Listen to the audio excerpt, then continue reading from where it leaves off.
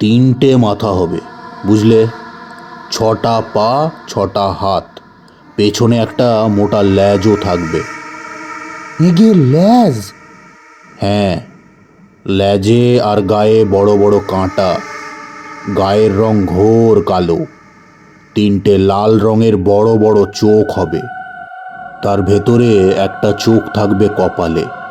লাল জিভ বের করে দাঁড়িয়ে আছেন জরাসুর। কি, পারবে তো? নমস্কার, গল্পপাঠ চ্যানেলে সকলকে স্বাগত জানাই। আজ আবার তারানাথের আরেকটি গল্প নিয়ে ফিরে এসেছি। আজকের গল্পের নাম তারানাথ তান্ত্রিক ও জরাসুর। গল্পের লেখক তারাদাস বন্দ্যোপাধ্যায়। গল্পটি মন দিয়ে শুনবেন ও কমেন্ট করে জানাবেন কেমন লাগলো। আপনার কাছে অনুরোধ, চ্যানেলটিকে প্লিজ সাবস্ক্রাইব করে দেবেন। তাহলে গল্পটা শুরু করা যাক। সান্ধ্য আসরে একদিন তারানাথকে বললাম, আপনার ছোটবেলাকার গল্প বলুন না, শুনতে খুব ইচ্ছে করছে। তারানাথ হেসে বলল, তোমাদের কথায় অনেক দিন বাদে মনে পড়ল, আমারও একটা ছোটবেলা ছিল বটে। মাতৃগর্ভ থেকে ভূমিষ্ঠ হয়েই বাউন্ডুলে নই। কি গল্প শুনতে চাও? দেখলাম তারানাথের চোখ কেমন স্বপ্নীল আর ভাষা ভাষা হয়ে এসেছে। শৈশবের স্মৃতি সব মানুষকেই উদাস করে দেয়। কিশোরী বলল, যা ইচ্ছে বলুন, তুচ্ছ ঘটনাও আপনার বলার গুণে ভালো লাগে। আচ্ছা, আপনার পরবর্তী জীবন যে এই রকম হবে ছোটবেলায় তার কোনো আভাস পাননি? উত্তরে তারানাথ কিশোরীর দিকে তাকিয়ে বলল, আমার সিগারেট ফুরিয়ে গিয়েছে। তৎক্ষণাৎ কিশোরী বেরিয়ে গিয়ে মোড়ের দোকান থেকে এক বাক্স সিগারেট এনে তারানাথের সামনে নামিয়ে রাখল। একটা সিগারেট ধরিয়ে চোখ বুজে তৃপ্ত মুখে ধোঁয়া ছেড়ে তারানাথ বলল, সত্যি কথা বলতে কি, আজ দুদিন একটা পয়সাও আমদানি হয়নি। না হাত দেখা, না সস্তয়ন, না কিছু। সংসারের নৌকো একেবারে বালির চড়ায় ঠেকে গিয়েছে। তাই আর লজ্জা করলাম না, সিগারেটটা চেয়েই নিলাম। কিশোরী বলল, পৃথিবীতে কিছু না দিলে কিছু পাওয়া যায় না। গল্প শোনারও তো একটা দক্ষিণা আছে বই কি। আপনি রোজ রোজ গল্প বলবেন আর পরিবর্তে আমরা কিছুই দেব না, তা কি হয়? তারানাথ হেসে বলল, ভালো, তোমার দেওয়াটা তুমি সুন্দর কথা দিয়ে ঢেকে দিলে। ফাঁকিটা ধরতে পারলাম বটে, তবুও আমার নেওয়ার লজ্জাটা ঢাকা পড়ল। বেশ, কথকের দক্ষিণা বলেই নিলাম না হয়। বাইরে শেষ বিকেলের আলো গাঢ় হয়ে এসেছে। বৈঠকখানার জানলা দিয়ে কিছুক্ষণ বাইরের দিকে তাকিয়ে থাকলো তারানাথ। তারপর একটা নিঃশ্বাস ফেলে বলল, ছোটবেলাকার কথা মনে পড়লে বুকের ভেতরটা কেমন করে। কোথায় গেল সেই সব সবুজ মাঠ, মুক্ত হাওয়া, আমতলায় ছোটাছুটি করে বেড়াবার দিন। আর এই এখন কোথায় পড়ে আছি দেখো। নোংরা পরিবেশ, ঘরের মধ্যে দিনের বেলা অন্ধকার, নর্দমা থেকে পাঁকের গন্ধ ভেসে আসে সারাদিন। না, সেসব দিন আর ফিরবে না, ফেরেও না। তারপর সবকিছু ঝেড়ে ফেলবার ভঙ্গিতে হাত নেড়ে তারানাথ বলল, যাক, যা গিয়েছে তা তো আর ফিরবে না, বরং আমার স্মৃতিতেই সমস্ত উজ্জ্বল হয়ে থাক। সিগারেট শেষ করে ছাইদানি হিসেবে ব্যবহৃত একটা নারকেলের মালার মধ্যে গুঁজে দিয়ে তারানাথ বলল, একটা ঘটনা বলি শোনো।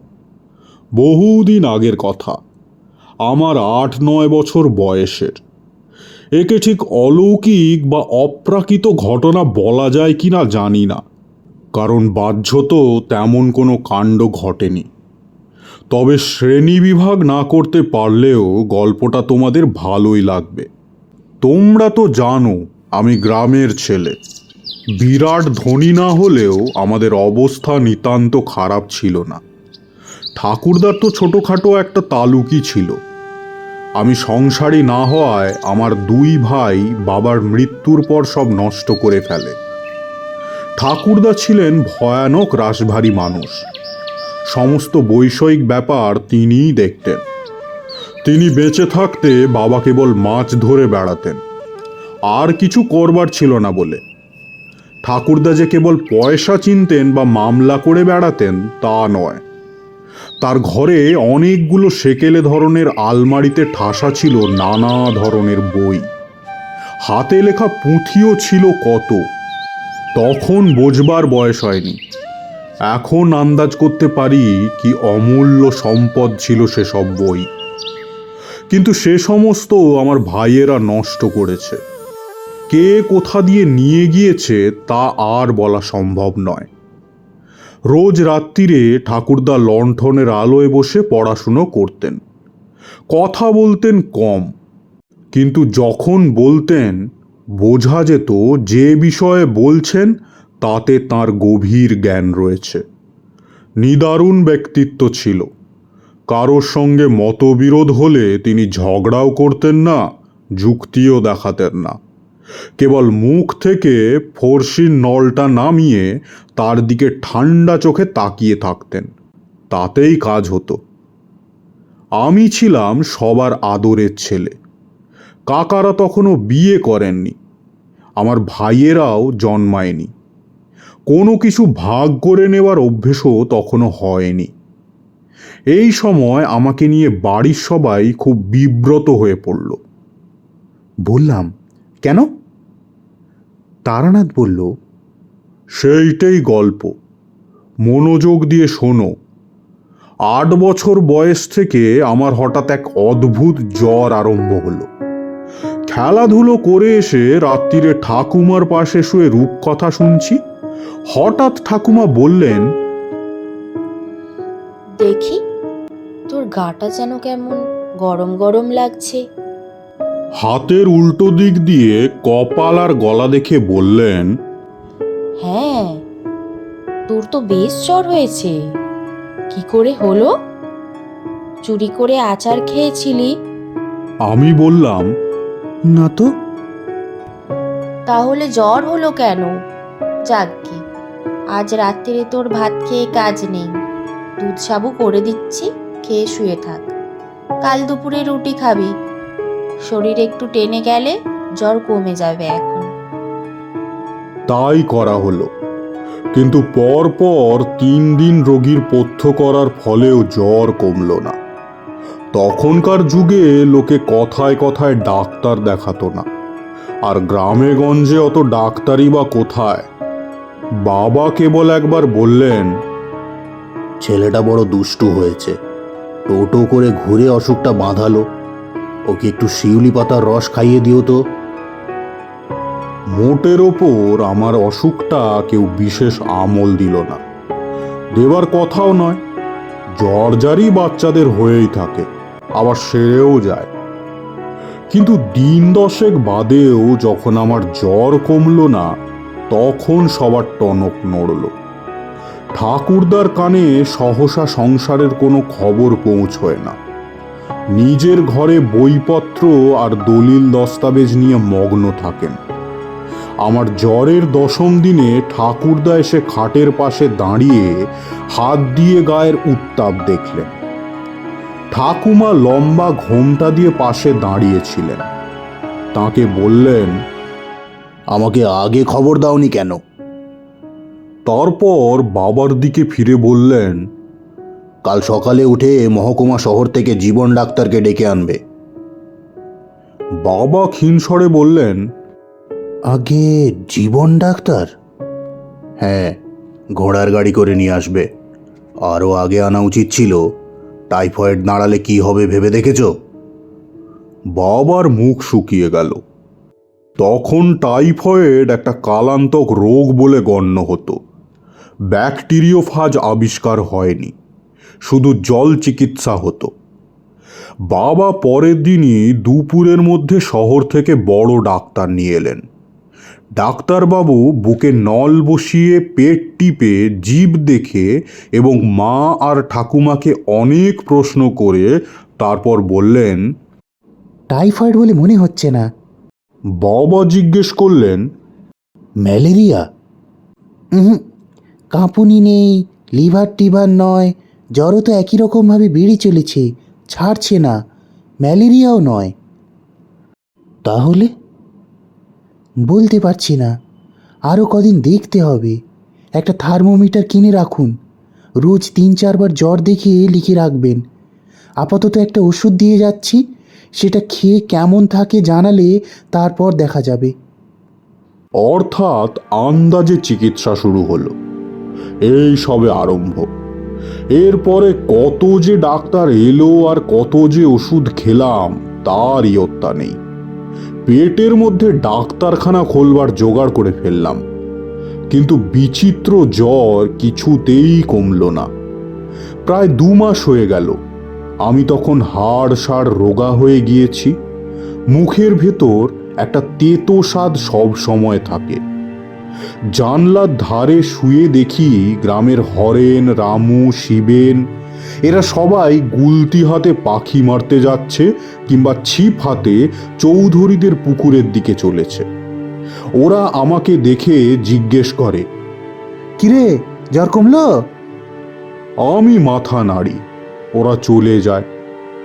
মা আর ঠাকুমা প্রায় খাওয়া দাওয়া ছেড়ে দিয়েছেন। বাবার থমথমে মুখ দেখলে আমার বুকের মধ্যে কেমন করে। এর ভেতরে একদিন তিনি কলকাতা থেকে বড় ডাক্তার ধরে আনলেন। সবই হলো, কিন্তু আমার অসুখ সারল না। জ্বর খুব একটা বাড়ে না, কিন্তু গায়ে থেকেই যায়, ছেড়ে যায় না একেবারে। ওহ, সে বড় ভয়ানক সময় গিয়েছে। একদম কাহিল হয়ে পড়েছিলাম। বিছানা থেকে উঠে দাঁড়াবারও ক্ষমতা ছিল না। প্রথম দিকে ঠাকুমা কোলে করে বাথরুমে নিয়ে যেতেন, তারপর থেকে ওগুলো বিছানাতেই সারতে হতো। আমার কোনো মৃত্যু ভয় হয়নি, কারণ ওই বয়সে শিশু মৃত্যুকে চেনে না। কেবল খেলতে যেতে পারি না বলে, বাড়ি থেকে বেরোতে পারি না বলে মন খারাপ লাগতো। একদিন কেবল ভয় পেয়েছিলাম। বিকেলের দিকে ঘুমিয়ে পড়েছি। তখন আমার ঘুমোবার কোনো সময়ের ঠিক ছিল না। কেমন যেন সব উল্টো পাল্টা হয়ে গিয়েছিল। সারাদিনই শুয়ে থাকা তো, যখন তখন ঘুমিয়ে পড়তাম। একদিন বিকেলে জেগে উঠে দেখি আধো অন্ধকারে ঘরে মা আর ঠাকুমা দুজনে পায়ের কাছে দাঁড়িয়ে কেমন অদ্ভুতভাবে যেন আমার দিকে তাকিয়ে রয়েছেন। ভয় পেয়ে বলে উঠলাম, মা, কি হয়েছে? মা প্রথমে উত্তর দিতে পারলেন না। এখন বুঝতে পারি কান্নায় তার গলা বুজে গিয়েছিল। উত্তর না পেয়ে চেঁচিয়ে উঠলাম, কি হয়েছে? তোমরা অমন করে তাকিয়ে আছো কেন? ঠাকুমা এগিয়ে এসে আমাকে বুকের ভেতর জড়িয়ে ধরে বললেন, কিছু হয়নি বাবা, কিছু হয়নি। চিৎকার করছিস কেন? থাম বাবা, থাম, শরীর অস্থির করবে তো। মা কথা বলছে না কেন? পুজো করতে যাবে কি না তাই। এই তো চান করে এলো, আজ যে বৃহস্পতিবার, পুজো না করে কথা বলতে নেই।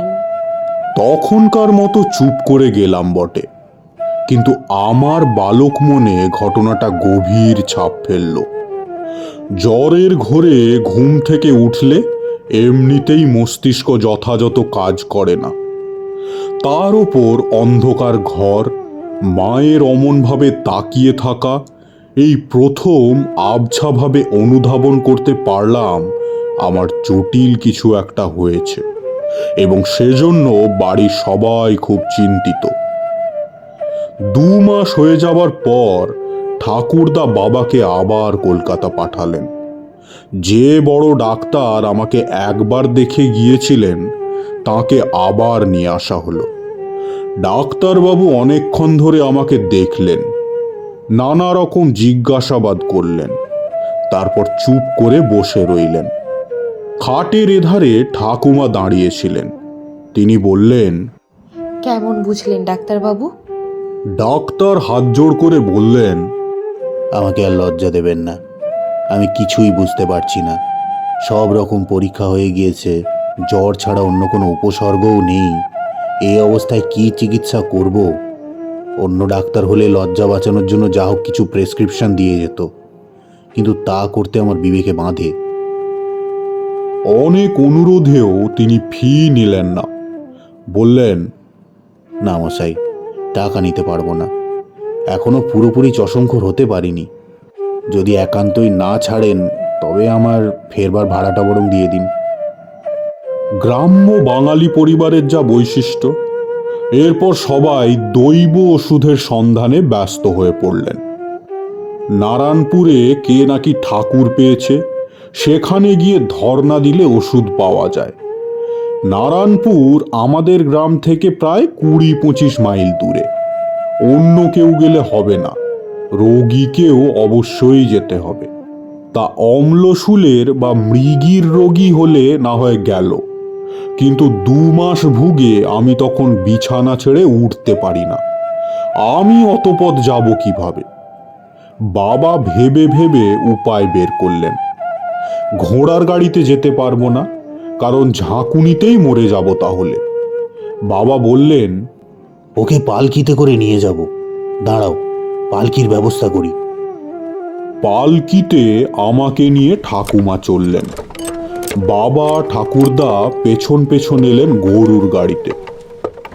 মন্দিরের ভেতর ঠাকুমার কোলে সারা রাত শুয়ে রইলাম। সে সময় অতিরিক্ত ভুগে আমার যেন মাথার মধ্যে কেমন গোলমাল হয়ে গিয়েছিল। প্রায়ই রাত্রির বেলা আবোল তাবোল স্বপ্ন দেখতাম। এখানেও শেষ রাত্রিরে কি একটা হিজিবিজি স্বপ্ন দেখলাম, তার কোনো মাথা মুন্ডু নেই। এমনকি সকালে মনেও করতে পারলাম না। সেবায়েত সকালে জিজ্ঞেস করল, কিছু আদেশ টাদেশ পেয়েছো খোকা? আদেশ কাকে বলে? ঘাবড়ে গিয়ে বললাম, আগে না তো, তবে একটা স্বপ্ন দেখেছি। কি স্বপ্ন? তা এখন আর মনে পড়ছে না। সেবায়েত বলল, তা যাগ্গে, ওই দেখলেই হবে। কি সব পুজো দেওয়া হলো। একটা মাদুলি ঝুলিয়ে দেওয়া হলো আমার হাতে। সেবায়েত কোষায় করে অনেকখানি চরণামৃত এনে আমাকে হাঁ করে খাইয়ে দিল। তাতে বহুদিনের ফুল বেলপাতার গন্ধ। আবার পালকি করে বাড়ি। মাদুলিতে কি ফল হলো তা বুঝতে পারা গেল না, কিন্তু চরণামৃত খেয়ে জ্বরের ওপর আমার হলো ভয়ানক পেট খারাপ। অসুখ চলতেই লাগলো। 10 দশেক বাদে বাবা একদিন টান দিয়ে মাদুলিটা ছিঁড়ে বাইরে ফেলে দিলেন। একদিন সন্ধেবেলা পরিষ্কার মনে পড়ছে দৃশ্যটা। ঠাকুরদা এসে আমার বিছানার পাশে দাঁড়ালেন। বাবা বাইরের কাজকর্ম সেরে আগে থেকেই এসে বসেছিলেন। ঠাকুরদা কিছুক্ষণ চুপ করে আমাকে দেখে বললেন, কেমন আছিস আজ? ভুগে ভুগে কেমন আছি বোঝার ক্ষমতা লুপ্ত হয়েছিল। তাই বললাম, ভালো আছি। ঠাকুরদা বললেন, তোর জন্য একটা পুজো করা হবে, বুঝলি? তাহলেই তোর অসুখ সেরে যাবে। বাবা অবাক হয়ে জিজ্ঞেস করলেন, পুজো? কি পুজো? ঠাকুরদা আমার পায়ের কাছে বিছানায় বসলেন। বললেন, কাল রাত্রিরে পড়তে পড়তে একটা জিনিস পেলাম, ভগবানই পাইয়ে দিলেন বলতে পারো। আমার ঠাকুরদা নরনাথ ঘোর তান্ত্রিক ছিলেন, তা তো তোমরা জানোই। তন্ত্র সাধনার ওপর অনেক বই ছিল তার মধ্যে বেশিরভাগই হাতে লেখা পুঁথি। কিছু কিছু নষ্ট হয়েছে, কিছু চুরি হয়েছে, আবার কিছু রয়েও গিয়েছে। তারই একটা বই পড়তে পড়তে কাল রাত্রিরে একটা ঘটনা পড়লাম, বুঝলে? ঠাকুমা বললেন, কি বই? লেখক বলছেন, যদি কারো দীর্ঘদিন ধরে কালান্তক জ্বর চলতে থাকে এবং কিছুতেই সে জ্বর না সারে, তাহলে বুঝতে হবে তাকে জরাসুরে আক্রমণ করেছে। জরাসুর আবার কি? ঠাকুরদা বিব্রত হয়ে বললেন, সে তোমাকে বোঝানো কঠিন হবে। জরাসুরকে দেবতাও বলতে পারো, আবার উপদেবতাও বলতে পারো। এরা শুধু অনিষ্টই করতে পারে। পুঁথিতে লিখেছে জরাসুরের বিধিমতো পুজো করলে জ্বর কমে যায়। ঠাকুমা শঙ্কিত গলায় বললেন, না, ও পুজো তোমায় করতে হবে না। ঠাকুরদা বললেন, কেন? না, ওসব ঠাকুরের নামই শুনিনি কখনো। আর কি বা নামের ছিরি, শুনলেই শরীর হিম হয়ে আসে। দরকার হলে চেনা জানা ভালো ঠাকুরের পুজো করো, ও তোমায় করতে হবে না। ঠাকুরদা বাঁধা পেয়ে রেগে গেলেন। তিনি কারো পরামর্শে মত বদলাবার পাত্র ছিলেন না। নিজে যা ভালো বুঝতেন তাই করতেন। বললেন, বকো না তো। আমি কি আমার নাতির খারাপ চাই? আমি ঠিকই করছি। আমার ঠাকুরদার পুঁথি, বহুদিন আগেকার মস্ত এক সাধকের লেখা। তা কি কখনো ভুল হতে পারে? ভগবান পাইয়ে দিয়েছেন। তা এই পুজো করবে কি করে? মন্তর তন্তর পাবে কোথায়? ঠাকুরদা খুশি হয়ে বললেন, ওইটাই তো মজা। জরাসুরের পুজোর সমস্ত বিধি ওই বইতেই সংস্কৃতে লেখা রয়েছে। দেখবে? দাঁড়াও দেখাই। একটু বাদেই ঠাকুরদা তার পুঁথি নিয়ে ফিরে এলেন। পুরনো দিনের হাতে তৈরি কাগজের পুঁথি, তাতে মোটা খাগের কলমে কালো কালিতে লেখা অক্ষর। বলা বাহুল্য, মা বা ঠাকুমা কেউই বিন্দু বিসর্গ বুঝলেন না। কিন্তু ঠাকুরদা মহা উৎসাহে গড়গড় করে দুর্বোধ্য সংস্কৃত পড়ে গেলেন অনেকখানি। তারপর এক জায়গায় থেমে গিয়ে বললেন, এই হলো পুজোর নিয়ম আর মন্ত্র। বুঝতে পারলে তো? দেবভাষার মোহ বড় সাংঘাতিক। ঠাকুমা মাথা হেলিয়ে সম্মতি জানালেন। ঠাকুরদা বললেন, আমার ভাগ্য খুব ভালো। ঠিক এরপরেই পুঁথির এই পাতাটা কিছুটা পুড়ে গিয়েছে। এই দেখো। দেখলাম সত্যিই পাতার অর্ধেকটা কিভাবে যেন পুড়ে গিয়েছে বটে। ঠাকুরদা বললেন, তাতে অবশ্য কোনো ক্ষতি হবে না। পোড়া জায়গাটার আগেই পূজাবিধি সম্বন্ধে লেখা শেষ হয়ে গিয়েছে। আর 12 দিন বাদে অমাবস্যা, ওদিনই পুজো দেব। বাবাকে বললেন, হরিশ কুমোরকে খবর দিস তো কাল আমার সঙ্গে দেখা করার জন্য। ঠাকুর গড়তে দিতে হবে। বাবা বললেন, ঠাকুরও গড়ানো হবে নাকি? তা হবে বই কি, নইলে পুজো হবে কি করে? কেমন ঠাকুর? ঠাকুরদা একটু কেশে বললেন, পুঁথিতে যা বর্ণনা রয়েছে তাতে দেখা যাচ্ছে জরাসুরের চেহারা। মানে খুব একটা সুন্দর নয় আর কি। তা সে আর কি করা যাবে। পরের দিন হরিশ কুমোর এসে হাজির হলো। ঠাকুরদা আদেও ভূমিকা না করে তাকে বললেন, তোমাকে একটা নতুন ধরনের মূর্তি বানিয়ে দিতে হবে পুজোর জন্য। পারবে তো? এগে কিসের মূর্তি? জরাসুরের। জরাসুর? সে কি জিনিস? ঠাকুরদা তাকে ব্যাপারটা আদ্যপান্ত বুঝিয়ে দিলেন। সময় নেই মোটে। 11 দিনের মধ্যে শেষ করতে হবে। 12 দিন পরে পুজো। কত মশাই, মূর্তি দেখতে কেমন হবে? ঠাকুরদা একটু ইতস্তত করে বললেন, 3টে মাথা হবে, বুঝলে? 6টা পা, 6টা হাত। পেছনে একটা মোটা ল্যাজও থাকবে। এগে ল্যাজ? হ্যাঁ, ল্যাজে আর গায়ে বড় বড় কাঁটা। গায়ের রং ঘোর কালো। 3টে লাল রঙের বড় বড় চোখ হবে। তার ভেতরে একটা চোখ থাকবে কপালে। লাল জিভ বের করে দাঁড়িয়ে আছেন জরাসুর। কি, পারবে তো? একটা নিঃশ্বাস ফেলে হরিশ বলল, এগে পারবো। তবে কথা হচ্ছে কি, এ পুজো কি না করলে হতো নে? কেমন কেমন যেন ঠেকছে। আরে রাখো তো, তুমি দেখি মেয়েদের মতো আরম্ভ করলে। যে রোগের যে ওষুধ, বুঝলে না? যাও কাজ করোগে। জরাসুরের পুজো নাকি বসত বাড়ির ভেতরে করতে নেই, তাই আমাদের বাড়ির বাইরে যে বড় মাঠের মতো জমি পড়েছিল সেইখানে শামিয়ানা খাটিয়ে জরাসুরের মূর্তি বানানো আরম্ভ করে দিল হরিশ কুমোর। ইতিমধ্যে গ্রামে এবং গ্রামের বাইরে রটে গিয়েছে ঠাকুরদা নাতির অসুখের জন্য কি এক বিকট মূর্তি বানিয়ে পুজো করছেন। রোজ সকাল থেকে শামিয়ানার তলায় ব্যাপারটা চাক্ষুষ দেখবার জন্য ভিড় লেগে থাকত। হরিশ কুমোরও ওস্তাদ লোক। এখন বুঝি মানুষটা খাঁটি শিল্পী ছিল। কেবলমাত্র বর্ণনা শুনে অভূতপূর্ব কিছু সৃষ্টি করা চারটিখানি কথা নয়।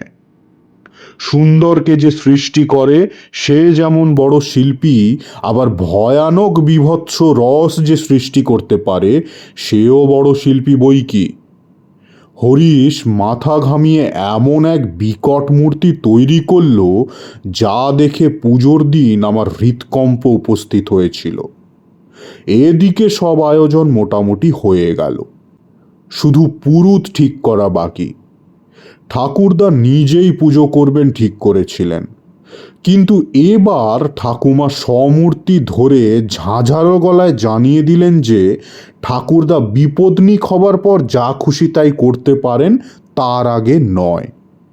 ঠাকুরদা সামান্য হলেও ঠাকুমাকে ভয় করতেন, ফলে তিনি গ্রামের ৩-৪ জন পুরুত বামুনের থেকে বেছে বেছে সবচেয়ে দরিদ্র রামজীবন চক্রবর্তীকে পাকড়াও করলেন।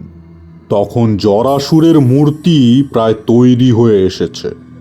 সে বেচারি ঠাকুরের চেহারা দেখে ঘাবড়ে গিয়ে বলল,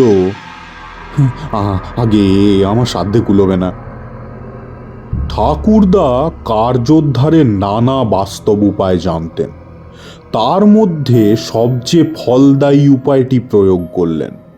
ঠান্ডা গলায় বললেন, ও, তোমার অসুবিধা হবে বলছো? থাক তাহলে। জোর করে কাউকে দিয়ে কোনো কাজ করানো উচিত নয়, বিশেষত পুজো। আচ্ছা, সাঁতরাগাছি থেকেই তাহলে পুরুত আনাতে হবে দেখছি। আসলে অনেকগুলো কাপড়, থালা বাসন, ফল ফলাদি, তাছাড়া 1 মুঠো টাকা দক্ষিণা, এসব বাইরের গ্রাম থেকে এসে কেউ নিয়ে যাবে? এটা চাই না বলেই তোমাকে বলছিলাম। বরং দক্ষিণা কিছু বেশি লাগলেও গ্রামের পুরুত করলেই ভালো হতো। তা তোমার যখন অসুবিধে। রামজীবনের 2 বয়স্কা মেয়ে তখনও অবিবাহিতা। একমাত্র ছেলে পড়াশোনা এবং পৈতৃক ব্যবসা ছেড়ে গ্রামে গ্রামে শখের যাত্রা করে বেড়ায়। কাজেই রামজীবন ইতস্তত করে বললেন, আগে না, অসুবিধে আর কি, তবে নিয়ম কানুন জানি নে তো, তাই। আর তাছাড়া এ পুজো তো বড় একটা হয় না। নিয়ম আমি তোমাকে বলে দেব। 3 দিন ঠাকুরদা পুঁথি নিয়ে বসে সকাল সন্ধে রামজীবনকে জরাসুরের পূজার বিধি বোঝালেন। শেষ দিন বললেন, এবার একটা দরকারি কথা বলি শোনো। এ ঠাকুরের মূর্তি কিন্তু বিসর্জন হবে না। রামজীবন বললেন, বিসর্জন হবে না? তবে কি থাকবে? না, থাকবেও না। তবে? ঠাকুরদা কিছুক্ষণ চুপ করে বোধহয় ভাবলেন কিভাবে ব্যাপারটা বললে ভালো হয়। তারপর বললেন, রামজীবন, পুজো হয়ে গেলে জরাসুরের মূর্তিটা গলিয়ে ফেলতে হবে। গলিয়ে ফেলতে হবে মানে? ওপর থেকে জল ঢেলে মাটি গলিয়ে? বাঁধা দিয়ে ঠাকুরদা বললেন, জল দিয়ে নয়, রক্ত দিয়ে। রক্ত? হ্যাঁ, বলির পশু আগে থেকেই এনে রাখতে হবে। পুজো হয়ে গেলে একের পর এক বলি পড়বে, আর সেই রক্ত দিয়ে স্নান করানো হবে ঠাকুরকে। বলি চলবে যতক্ষণ না সমস্ত মাটি গলে কাঠামো বেরিয়ে পড়ছে, যত পশু লাগে লাগুক। রামজীবন নির্বাক হয়ে বসে রইলেন। ঠাকুরদা বোধহয় তার মনের ভাব বুঝতে পেরেছিলেন। হাত দুটো জড়িয়ে ধরে বললেন, রামজীবন, আপত্তি করো না ভাই, আর তোমাকে টাকার লোভ দেখাবো না। আমার নাতির অসুখ, তার কথা ভাবো। আমার বিশ্বাস এই পুজো না করলে সে বাঁচবে না। রাজি হও ভাই, রাজি হও। মাথা নিচু করে রামজীবন বললেন, ভয় পাবেন না, কথা যখন একবার দিয়েছি কোনো কারণেই আর ফেরত নেব না। আপনার নাতিকে আমি আশীর্বাদ করছি। এইভাবে আমাবস্যা এলো। ভোর থেকে বাইরে পুজোর জায়গায় জোড়া ঢাক বাজছে। আগের রাত থেকে বাড়ির কেউ আর ঘুমোয়নি। মা এবং ঠাকুমা সারা রাত জেগে পুজোর সাজ করে দিয়েছেন। সাধারণত সে সময়ে কারো বাড়ি কোনো কাজ উপস্থিত হলে পাড়া সবাই সাহায্য করতে আসতো, কিন্তু জরাসুরের মূর্তি দেখে কারও সে সদিচ্ছা জাগেনি। তবে আগে না এলেও পুজোর দিন সকাল থেকেই আশেপাশের 4-5খানা গ্রাম থেকে লোকজন এসে ভিড় করল। তাদের মধ্যে মূর্তির সামনে কুশাসনের ওপর স্নান করে গরদের কাপড় পরে বসে আছেন রামজীবন চক্রবর্তী। তার হাতে কোষ্ঠীর মতো গোল করে পাকানো কাগজ। তাতে তিনি ঠাকুরদার পুঁথি থেকে পুজোর মন্ত্র নকল করে নিয়েছেন। বেলা 9টা নাগাদ ঠাকুরদা আমার বিছানার পাশে এসে কপালে হাত দিয়ে জ্বর দেখলেন। তারপর নরম গলায় জিজ্ঞেস করলেন, খুব কি কষ্ট হচ্ছে দাদু? বললাম, হ্যাঁ। মাথায় হাত বুলিয়ে দিয়ে ঠাকুরদা বললেন, আর ভয় নেই, এইবার সেরে যাবে। নে ওঠ দেখি, আমার সঙ্গে চল। ঠাকুমা বললেন, না না, ওকে কোথায় নিয়ে যাচ্ছ? ও এখানেই থাক। ঠাকুরদা মৃদু গলায় বললেন, কিন্তু পুজোর জায়গায় ওকে থাকতে হবে যে। না, ও যাবে না। ঠাকুরদা আমার মায়ের দিকে ফিরে বললেন, বৌমা, ওকে বোঝাও তো, বলো যে আমার নাতিকে আমি কারোর চেয়ে কম ভালোবাসি না। মা চুপ করে রইলেন। আমি বিছানা থেকে কোনো রকমে উঠে দাঁড়িয়ে বললাম, চলো, আমি তোমার সঙ্গে যাব। বাড়ির পেছন দিকে খিড়কির পুকুর, তার পাড়ে এনে ঠাকুরদা বাবাকে বললেন, যাও, ওকে ধরে চান করিয়ে দাও, হাত ধরে নামাও পৈঠা দিয়ে। পরিবারের সবাই আপত্তি করার ভাষা হারিয়ে ফেলেছিলেন। আমার গায়ে তখন কম করে 103 জ্বর। বাবা বিনা বাক্য ব্যয়ে আমাকে পুকুরে ডুব দিয়ে আনলেন। ঠাকুরদার হাতে গামছা আর নতুন কাপড় ছিল। সেই কাপড় পরে পুজোর জায়গায় গেলাম। সব লোক যেন কেমনভাবে আমার দিকে তাকিয়ে রয়েছে। ঠাকুরের মূর্তির সামনে বসে ওপর দিকে তাকালাম। এই প্রথম জরাসুরের মূর্তির সঙ্গে চোখাচোখি হলো। ওহ, কি ভয়ানক মূর্তি না বানিয়েছে হরিশ কুমোর। ঘোর কৃষ্ণবর্ণ শরীরে বড় বড় 3টে ভাঁটার মতো লাল চোখ, গায়ে পেরেকের মতো খোঁচা খোঁচা কাঁটা, 3টে মাথা, 6টা পা। পৃথিবীর সব কুশ্রিতাকে একত্র করে এক ভয়াবহ দুঃস্বপ্নের জন্ম দিয়েছে স্রষ্টা। বাবা ঠাকুরদা আগেই স্নান সেরে নিয়েছিলেন। তারা দুজনে আমার দুপাশে বসলেন। পুজো শুরু হলো। চারিদিকে বেদম ঢাকের আওয়াজ, ধুনোয় ধোঁয়ায় চারিদিক অন্ধকার। রামজীবন চক্রবর্তী দৃপ্তস্বরে মন্ত্রপাঠ করে চলেছেন। আমি দুর্বল শরীরে কোনো মতে আসনে বসে আছি মাত্র। ঠাকুরদা এক হাতে আমাকে জড়িয়ে ধরে রয়েছেন। ঘণ্টাখানেক বাদে পুজো শেষ হলো। রামজীবন হেঁকে বললেন, সরে যাও সব, এবার বলি হবে। ঠাকুরদা কত করেছিলেন আমার জন্যে। অত বড় মূর্তি গলাতে কত ছাগল বলি দিতে হবে তার ঠিক কি। কাজেই নিখুঁত দেখে বহু ছাগল জোগাড় করে রাখা হয়েছিল। ঠাকুরদার ইঙ্গিতে নিবারণ কামার রামদা হাতে এগিয়ে এসে কাজ শুরু করলো। সমবেত সবাই নির্বাক আতঙ্কে তাকিয়ে দেখছে। অত মানুষ জড়ো হয়েছে সেখানে, কিন্তু এতটুকু শব্দ নেই কোথাও। জরাসুরের শরীর বেয়ে গড়িয়ে পড়ছে টাটকা রক্তের ধারা। সেই লাল রক্তে স্নান করে বিকট মূর্তিকে যেন বিকটতর লাগছে। একটু একটু করে ধুয়ে যাচ্ছে রং, গলে যাচ্ছে চোখ মুখ। বিকৃত অর্ধগলিতাঙ্গে কি বিভৎস হাসি হাসছে দুঃস্বপ্নের দেবতা। বেশিক্ষণ তাকাতে পারলাম না, চোখ সরিয়ে নিলাম। পেছনে তাকিয়ে দেখি অনেকেই এ দৃশ্য সহ্য করতে পারেনি। কখন নিঃশব্দে পূজা মণ্ডপ শূন্য হয়ে এসেছে। সেই শূন্যতার মধ্যে কেবল একটু বাদে বাদে উঠছে নিবারণ কামারের রামদা। তারও চোখ জরাসুরের মতো লাল হয়ে উঠেছে, সর্বাঙ্গে চকচকে ঘাম। এক সময় চারিদিকের রঙিন থকথকে কাদার মধ্যে জরাসুরের মূর্তির অবয়বহীন কাঠামোটা দাঁড়িয়ে রইল কেবল। আর সব নিশ্চিহ্ন হয়ে গিয়েছে। আমি এলিয়ে পড়েছি ঠাকুরদার কোলের ভেতর। ঠাকুরদা বুকের মধ্যে ধরে আমাকে বাড়িতে নিয়ে এলেন। আবার আমাকে বিছানায় শুইয়ে দেওয়া হলো। অবস্থা দেখে ঠাকুমা আমার মাথা কোলে নিয়ে বসলেন। বাবা নিজে বাতাস করতে লাগলেন পাখা দিয়ে। মা চোখে আঁচল দিয়ে কাঁদছেন। কেবল ঠাকুরদা অবিচলিত। তিনি তখনই আবার বেরিয়ে গেলেন। জরাসুরের কাঠামোটা নদীর ধারে নিয়ে গিয়ে দাহ করে ফেলতে হবে, তাই নাকি নিয়ম।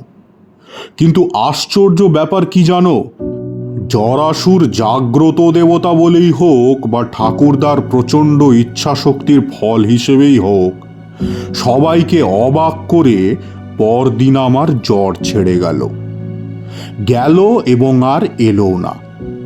তারপরও কিছুদিন বাড়ির সবাই ভয়ে ভয়ে থাকতো। একটু বাদে বাদে আমার কপালে হাত দিয়ে দেখা হতো, কিন্তু সত্যিই জ্বর আর এলো না। ঠাকুরদার সম্মান দারুণ বেড়ে গেল। শুধু পরিবারের ভেতরে নয়, আশেপাশের বহু গাঁয়ের লোক তাকে একজন বিচক্ষণ মহাপুরুষ বলে মনে করতে লাগলো। সারাদিন ধরে বিস্তর লোক নানান পরামর্শ নিতে আসতো। ফুর্তির চোটে ঠাকুরদা অর্ডার দিয়ে কাশি থেকে উৎকৃষ্ট অম্বুরি তামাক আনালেন। অবশ্য এ সম্মান বেশি দিন ভোগ করতে পারেননি তিনি। আমার জ্বর সারার ঠিক 6 মাসের মাথায় ঠাকুরদা মারা যান। যন্ত্রণাহীন মৃত্যু। কাউকে কষ্ট দিলেন না, বিছানাতেও পড়ে রইলেন না। একদিন সকালে তাকে ডাকতে গিয়ে দেখা গেল বিছানায় তার প্রাণহীন দেহ পড়ে। রাত্রিরে ঘুমের মধ্যে কখন প্রাণ বেরিয়ে গিয়েছে। বোধহয় মৃত্যু আসন্ন অনুভব করেই ইষ্টমন্ত্র জপ করছিলেন, কারণ ডান হাতের বৃদ্ধাঙ্গুল দিয়ে কর ধরা ছিল। সবাই বলল সন্ন্যাস রোগ। এভাবেই ঠাকুরদা চলে গেলেন। ঘটনাটা এখানেই শেষ হতে পারত, কিন্তু হলো না। বিধাতা পুরুষ বড় রসিক। আমি জানতাম না যে এই ঘটনার একটা বৃহত্তর উপসংহার রয়েছে। জানলাম প্রায় 25 বছর পরে। তখন আমার অনেক সাধুসঙ্গ করা হয়ে গিয়েছে। পাকা ভবঘুরে তান্ত্রিক তখন। একদিন ঘুরতে ঘুরতে এক গ্রামের প্রান্তে একজন সাধুর মঠে আশ্রয় নিয়েছি সন্ধেবেলা। বেশ সৌম্যদর্শন সাধু, ভারী ভালো ব্যবহার করলেন আমার সঙ্গে। তাঁর আদেশে তাঁর শিষ্যরা আমাকে যত্ন করে খাওয়ালো রাত্রিতে। সুন্দর শোবার জায়গা করে দিল। পরদিন সকালেই আমি চলে যাব। তাই রাত্রিতে খাওয়ার পর সাধুর কাছে তার আতিথেয়তার জন্য ধন্যবাদ জানিয়ে বিদায় নিতে গেলাম। প্রাথমিক আলাপের পর নানা বিষয়ে কথাবার্তা আরম্ভ হলো। অনেক রাত অবধি গল্প চলল। কথায় কথায় সাধুকে জরাসুরের পুজোর ব্যাপারটা বললাম। শুনে সাধু চমকে আমার দিকে তাকিয়ে বললেন, সে কি, তোমার ঠাকুরদা জরাসুরের পুজো করেছিলেন? সে যে বড় সাংঘাতিক দেবতা, তার কথা তোমার ঠাকুরদা কি করে জানলেন? বললাম, ঠাকুরদার অনেক পুঁথি ছিল, আমাদের পারিবারিক সম্পত্তি, তাতেই পেয়েছিলেন। সাধু বললেন, কিন্তু সমস্ত বিবরণ পড়েও তিনি পুজোয় নেমেছিলেন? পুজোর সংকল্প কার নামে হয়েছিল? বললাম, ঠাকুরদার নামেই। বাবা নিজের নামে করতে চেয়েছিলেন, ঠাকুরদা রাজি হননি। পুঁথিটা আস্ত ছিল? এবার আমার মনে পড়ে গেল। বললাম, না, শেষের পাতার অর্ধেকটা কিভাবে যেন পুড়ে গিয়েছিল, অবশ্য তাতে কোনো ক্ষতি হয়নি। সাধু বললেন, হয়েছে, ক্ষতি হয়েছে। অবাক হয়ে বললাম, কিরকম? সাধু উঠে গিয়ে ভেতর থেকে একটা পুঁথি নিয়ে এলেন। আমাকে বললেন, এই দেখো, আমার কাছেও আছে এক খণ্ড। শেষ পাতা পুড়ে না গেলে ঠাকুরদা দেখতে পেতেন। জরাসুরের পুজোর নিয়মের শেষে সাবধান করে দিয়ে লেখা আছে, যার নামে সংকল্প হবে 6 মাসের মধ্যে তার মৃত্যু হবেই। 6 মাস পরেই তো তোমার ঠাকুরদা মারা গিয়েছিলেন বলছো। আমি নির্বাক হয়ে বসে রইলাম। আজ কোথায় বা স্নেহময় ঠাকুরদা, কোথায় বা ঠাকুমা, মা, বাবা, সব স্বপ্নের মতো মিলিয়ে গিয়েছে। একটু পরে বললাম, সাধুজি, আপনার বোধহয় একটু ভুল হচ্ছে। উনি বিস্মিত হয়ে বললেন, ভুল? হ্যাঁ, ও পাতাটা আস্ত থাকলেও ঠাকুরদা পুজো করতেন। আমি ঠাকুরদার নয়নের মণি ছিলাম। সাধু চুপ করে রইলেন। আমিও আর কিছু বললাম না। কিন্তু আর একটা কথা আমার মনে ঘোরাফেরা করছিল। এখন তা নিয়ে কোনো সন্দেহ নেই। তা হচ্ছে এই যে, ঠাকুরদা নিজেই ও পাতার শেষটা পুড়িয়ে ফেলেছিলেন, পাছে কেউ পড়ে ফেলে তাকে বাধা দেয় তাই। আমাকে ঠাকুরদা বড়ই ভালোবাসতেন। তারানাথ গল্প থামিয়ে চুপ করে রইল। জল চকচক করছে নাকি তার চোখে? এই প্রথম আমি আর কিশোরী তারানাথের গল্পের শেষে বিশ্বাস অবিশ্বাস নিয়ে কোনো প্রশ্ন ওঠাতে পারলাম না।